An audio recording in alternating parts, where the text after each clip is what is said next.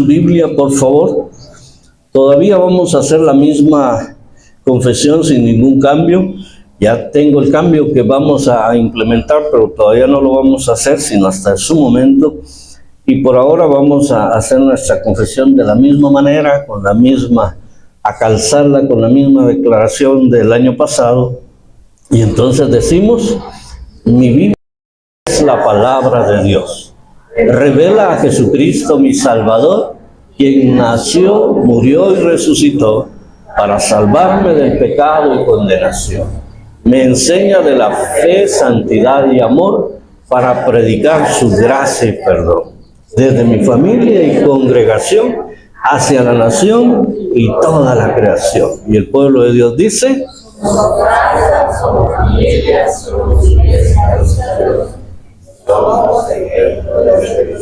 ya se les está olvidando el ejemplo. Somos ejemplo de servicio. Muy bien, busquen ahora en el Salmo 82.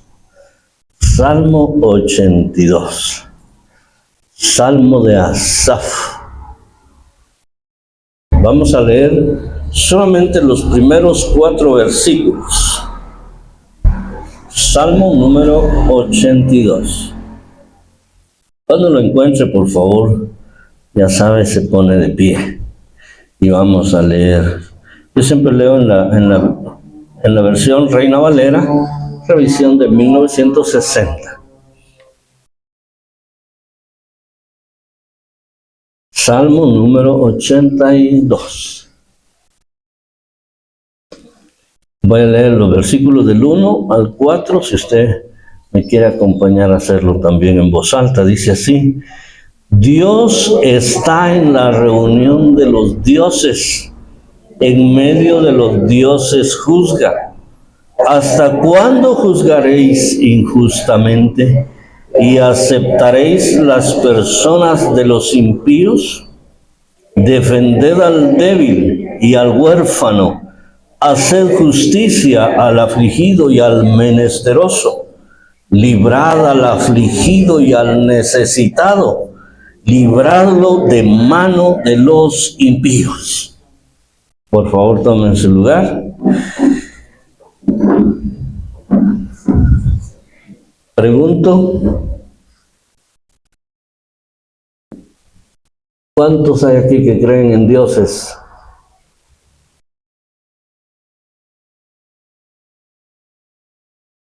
Entonces son ateos. ¿Cuántos creen en Dios? Amén. ¿En qué Dios creemos? Lo primero que quiero hacer, hermanos, es aclarar ese versículo 1, que se ha prestado a algunas confusiones, porque dice, Dios está en la reunión de los dioses, en medio de los dioses juzga. Cualquiera que lea livianamente este pasaje podría pensar que estamos hablando de muchos dioses, que entonces creemos en varios dioses. ¿Y cómo se llama la persona que cree en muchos dioses? Politeísta. ¿Cómo se llama la persona que no cree en Dios? Ateo. ¿Y la que cree en un Dios? Monoteísta. ¿Y la que cree en un Dios trino? ¿O en un Dios en 3 personas? ¿Cómo se le llama? Triteísta. No. Triteísta es creer en 3 dioses. El que cree en el Dios trino es trinitario. Trinitario. Miren, hermanos, qué interesante. Porque aquí está hablando de que Dios está en la reunión de los dioses, como si tuviera sesión mensual, ¿verdad? Vamos a reunirnos y ahí están todos los dioses. El tal gran Dios dirigiendo. La verdad, amados hermanos, es que necesitamos hacer esta aclaración porque puede darse lugar a muchas confusiones. Entonces lo que necesitamos es saber de qué dioses se está hablando aquí. Si ustedes ven conmigo, los voy a invitar a que vayamos a Juan capítulo 10. Juan 10, por favor, Juan 10 y el versículo 34.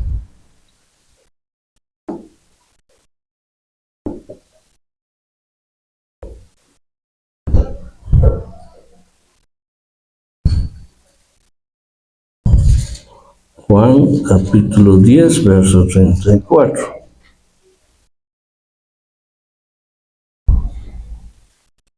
¿Lo tienen?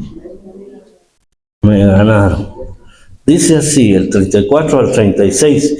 Jesús les respondió: ¿no está escrito en vuestra ley, yo dije, dioses sois? Si llamó dioses a aquellos a quienes vino la palabra de Dios, y la escritura no puede ser quebrantada, al que el Padre santificó y envió al mundo, vosotros decís, tú blasfemas porque dije, Hijo de Dios soy. Yo no sé si a usted le aclara esto o le enreda más el asunto, pero vieran, acá está hablando Jesús en Juan, diciendo allá en la ley, allá en el Antiguo Testamento se habló de dioses, refiriéndose a personas que recibieron la Escritura. Entonces eso nos hace entender a nosotros que el Salmo número 82 está hablando de hombres, de seres humanos, de personas en el pueblo judío que tenían una calidad sacerdotal, una calidad de líderes, una calidad de príncipes dentro del pueblo, que eran los más cercanos a Dios. Esas personas habían adoptado su función como una cosa muy relevante para ellos, pero en un momento también se estaban perdiendo porque se estaban empezando a creer ellos que ellos eran dioses y que podían juzgar a otros. Ciertamente Dios les había dado la posibilidad de estar entre Dios y los hombres, para pedir a Dios y para hablar en nombre de Dios a los hombres. Pero eso no les daba esa calidad de Dios. Recordemos además que Dios es un título. Dios no es el nombre del Todopoderoso que dijo alguien por acá, en el cual nosotros creemos. ¿Cuál es el nombre del Todopoderoso, hermanos? Y Jehová es un nombre españolizado derivado de Yahweh o Yahweh o Yahvé. Y Yahvé se deriva del nombre impronunciable, el tetragramatón. ¿Se recuerdan de eso? Que son 4 letras consonantes: la Y, la H, la W y la H. Si usted quiere pronunciar esas 4 letras como un nombre, no puede. Además, para el pueblo del Señor era impronunciable por la santidad que había en él. Entonces, cuando se refiere a dioses, se refiere a personas que ciertamente tienen una calidad delegada por Dios, una calidad importante dentro del pueblo suyo, pero para juzgar rectamente, no para tomarse aquello como que ellos son los que tienen la última palabra. Si hacemos un parangón o una comparación en la actualidad con los líderes de la iglesia, podríamos estar hablando de pastores, podríamos estar hablando de apóstoles, de profetas, de líderes, de diferentes categorías dentro de la organización eclesiástica, que tienen funciones importantes de estar entre Dios y el pueblo. Pero eso no nos da a nosotros en ningún momento la calidad divina. Que ciertamente hay una función especial, privilegiada. Pero eso conlleva una responsabilidad de mantener los pies sobre la tierra y de saber quién soy yo. Por eso el verdadero y único Dios se coloca, metafóricamente hablando, en la reunión de aquellos líderes, de aquellos seres humanos que ya se estaban sintiendo dioses, para juzgar sobre los demás. No para hablar con ellos o para acordar juicios, sino para juzgarlos a ellos. Como quien dice, para reconvenirlos, para traerlos al buen camino nuevamente. Porque suele suceder, amados hermanos, y esto a todo nivel, que hay personas que se llenan de tanto orgullo, de tanta vanidad cuando les es dada alguna posición o cuando ellos alcanzan alguna posición en la vida, ya sea de manera a través de un puesto de gobierno o a través de un puesto en una organización empresarial, qué sé yo, se llenan de vanidad y pierden piso, sienten que están en el aire. El orgullo, lo que le pasó a un ángel que se llamaba ángel de luz y que ahora se llama Satanás, diablo, serpiente antigua, dragón escarlata, chamuco.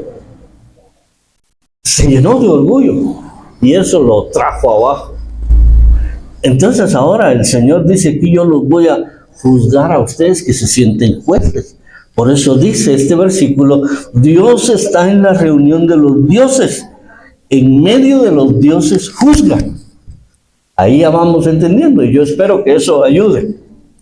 Cuando Jesús hace alusión a este pasaje, allá en Juan capítulo 10, versos 34 al 36, está diciendo: si aquellos que son humanos, que recibieron la palabra revelada, se les da la calidad de dioses, ¿por qué ustedes se enojan conmigo?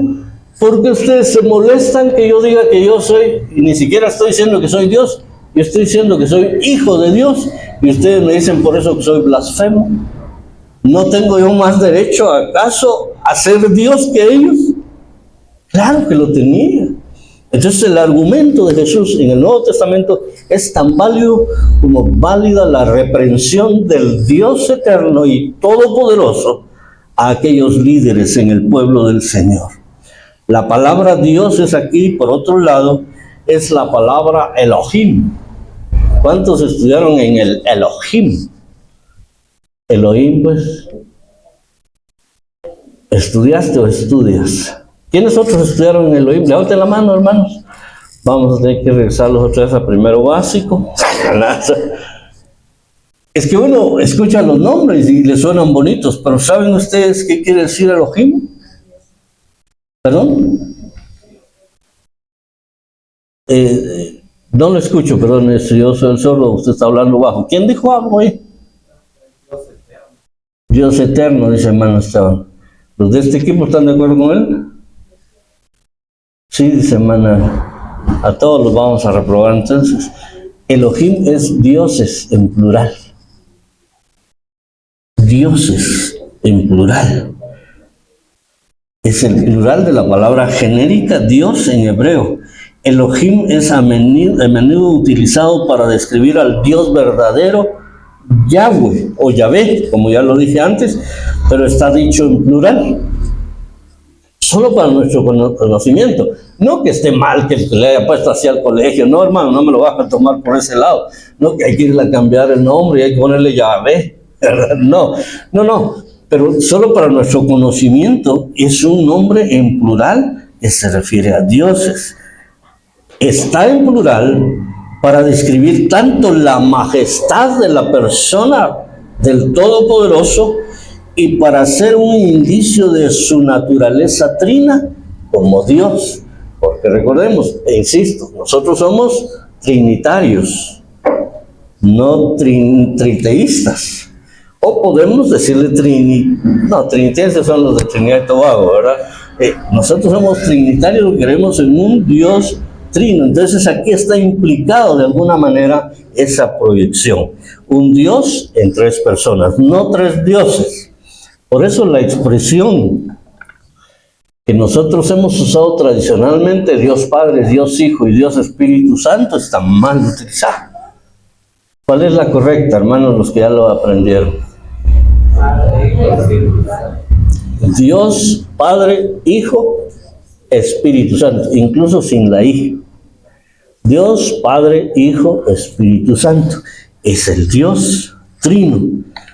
Por eso nosotros creemos en un Dios trino, un Dios en tres personas. Elohim también en ocasiones es utilizado como el plural de deidades paganas, los dioses falsos de las naciones paganas. O sea, no es un nombre exclusivo que usaba el pueblo de Israel, Elohim, o que nosotros, la iglesia, lo usemos hoy. De hecho, son términos que la iglesia ha adoptado de Israel, muchos nombres hebreos. Nosotros hasta los nombres de nuestros hijos hemos puesto nombres hebreos, pero eso no quiere decir que algunos nombres eran exclusivos del hebreo. Por eso los versos siguientes van a develar el juicio que Dios hace sobre esas personas que han tomado la acción de juzgar a los demás, tomando determinaciones en torno a sus vidas. Es decir, ya no estaban ellos tomando la palabra de Dios y aplicándola al pueblo, sino que ellos estaban dejando a un ladito la palabra de Dios y dando lo que ellos creían, lo que ellos pensaban, lo que ellos consideraban que era lo mejor, lo correcto. ¿Conoce a alguien así en esta época? ¿Conoce usted alguna religión, alguna secta que haga eso? Claro que las hay, y muchas, hermanos. Por eso debemos saber este tipo de detalles. Me encantó este mensaje porque es muy aclarador en cuanto a este aspecto importante. Ya lo demás cae por su propio peso. Lo que dicen los siguientes versículos es tan sencillo para entenderlo.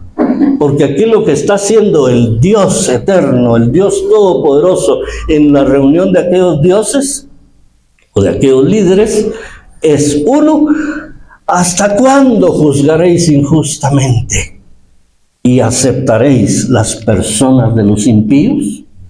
Es una reprimenda en una pregunta retórica. ¿Hasta cuándo van a estar haciendo eso? Como cuando usted le llama la atención a sus hijos y usted ya se cansó de repetirle lo que quiere que haga y él sigue haciendo lo contrario o algo diferente. Y entonces usted ya viene como que cansado y le dice: ¿hasta cuándo tengo que seguirte diciendo esto? Eso es lo que hace el Señor. En primer lugar, habla de la justicia, habla de tratar injustamente a las personas. ¿Hasta cuándo juzgaréis injustamente? Verso 2. Jugando a ser dioses, juzgan injustamente, porque Dios es justo. ¿Y por qué juzgan injustamente? Porque están aceptando a las personas impías, dice aquí. Es decir, están conviviendo con personas malas, sin afecto natural, faltos de piedad. Por ello hacen injusticia y actúan injustamente. ¿Qué pasa cuando un justo se relaciona o intima con los injustos, hermano? O con los impíos. ¿Qué suele suceder regularmente?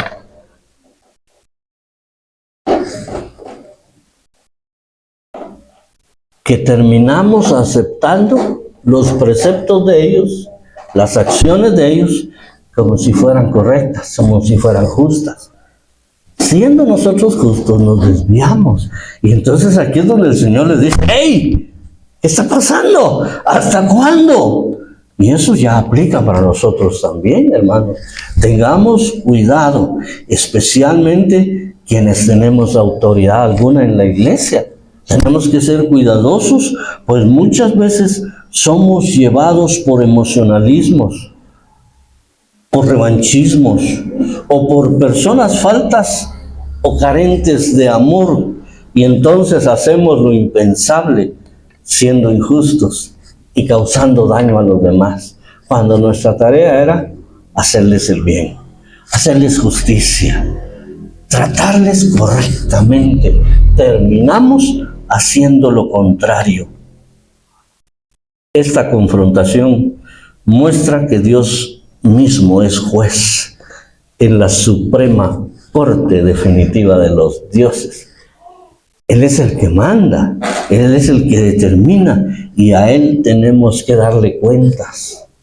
No importa que usted no sea el pastor principal de la iglesia, si usted es el líder o si es el asistente o si usted es el integrante de determinado ministerio, no tiene que ser el coordinador o el director. Cada vez que nosotros tenemos un privilegio, yo digo, ¿será por eso que algunos le huyen a los privilegios? Que también está malo, ¿verdad? Pero cuando tenemos un privilegio, tenemos una bendición, pero también tenemos una responsabilidad delante de Dios. Yo quiero felicitar a hermana Gloria hoy. No solo porque me trajo unos mis panitos ahí, que no los he probado, pero ya digo que van a estar ricos ahí a las 4 de la tarde con cafecito. Pero ella, no voy a decir a dónde se fue, pero se fue a echar su paseíto estos días de fin de año, porque no le pedí permiso para decirlo. Ella pudo venirse hasta el día de hoy, tranquilamente. Ella pudo llamarme, escribirme, decir, hermano, ¿podrá alguien tomar el privilegio de la oración a las 9? Porque voy a llegar hasta las 5 o 6 de la tarde. Pero no. Se vino ayer para tomar ese privilegio. Que cualquiera, ay, por 20 minutos que oró, por 25, por eso se hubiera quedado en la playa. En el hotel, allá donde estaba hospedada, allá se hubiera quedado. ¿No? De veras bendigo su vida, hermana, porque ella vino para cumplir su privilegio. Me encantó eso. Hay otros acá que yo he visto que han hecho sacrificios para cumplir su privilegio. ¿Por qué? Porque nosotros sabemos, hermanos amados, que lo que recibimos, lo que tenemos, lo hemos recibido de Dios y a Él tenemos que dar cuentas. A mí no. A Dios. Él es el Dios Todopoderoso. Él es el Eterno. Él es el que vive y permanece para siempre. Entonces tenemos que tener cuidado con quienes nos juntamos, con quienes intimamos. No significa esto, ya no le hablemos a los impíos, porque entonces ¿a quién le vamos a predicar? Pero sí necesitamos tener carácter, tener convicciones, tener prioridades y determinarnos ser fieles al Señor. Y este es un hermoso tiempo porque estamos empezando el año, lo decíamos hace un momento, el año aún está joven. Todavía podemos hacer propósitos.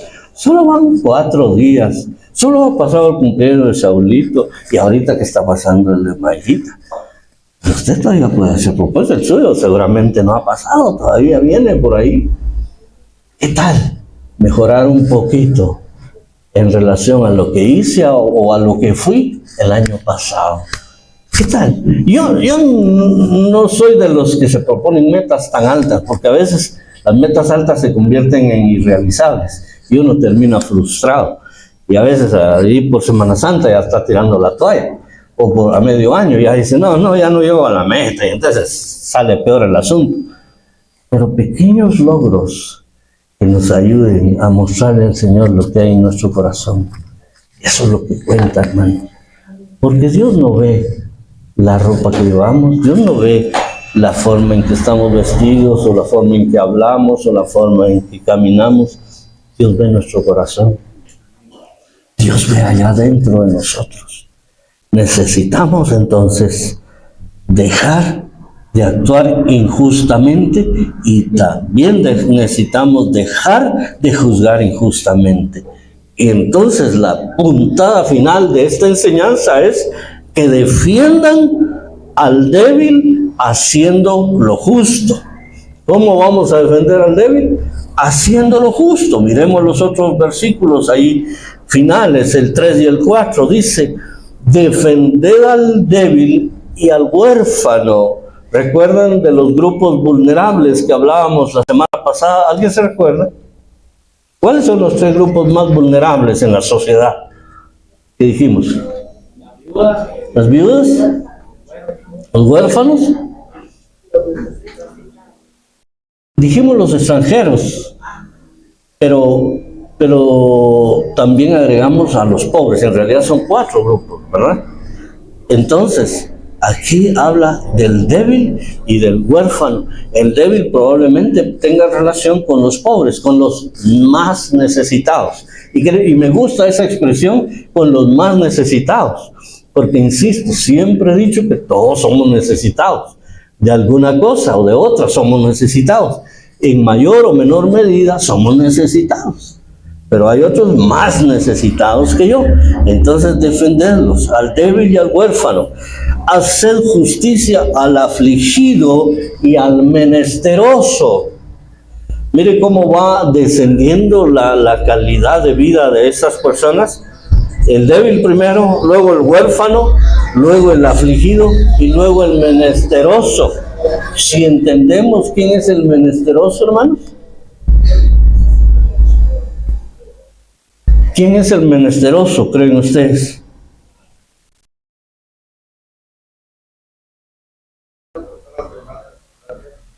Es el que está en la calle de la amargura. Es el que necesita que alguien le extienda la mano.